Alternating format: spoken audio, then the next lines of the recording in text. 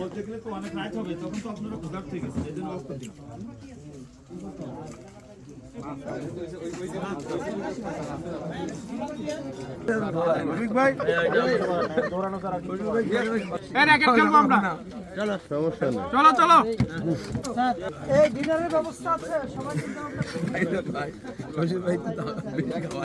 অসাধারণ ভাইয়া, অসাধারণ।